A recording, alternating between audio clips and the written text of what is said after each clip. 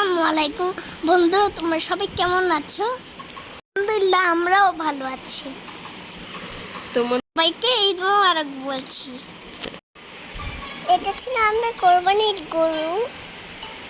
আমরা কোরবানির গরুটা খুব ভালো লেগেছে। খুব ভয়ও লাগছিল কাছে কাছে যেতে। তারপরে আমি গরুটাকে ধরতে খুব ভয় পেয়েছিলাম, কিন্তু আমাদের গরুটার লক্ষ্যেও তো বসেছিল। আমি বারবার ধরছিলাম, আমার খুব ভয় লাগছিল। ছোট বোন বলছিল গরুটাকে জবাই করো না, আমরা ঈদে মুরগি খাবো।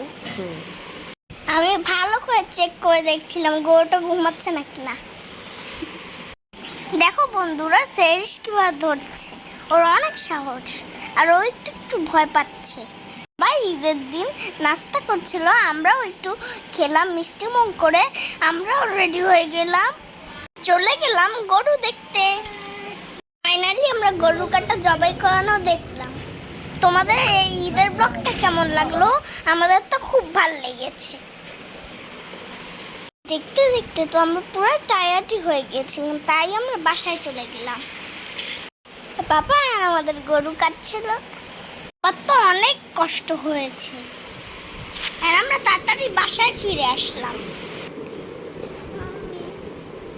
কোথায় গিয়েছিলে?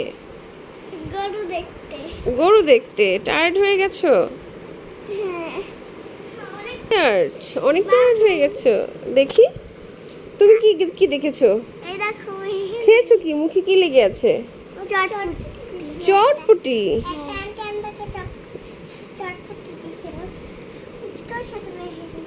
ও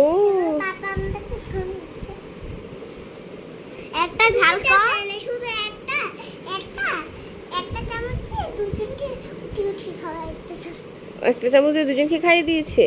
হ্যাঁ, আর টাকা পাইনি। ও টাকা তো দিবে, পাপা দিবে আর মামা দিবে।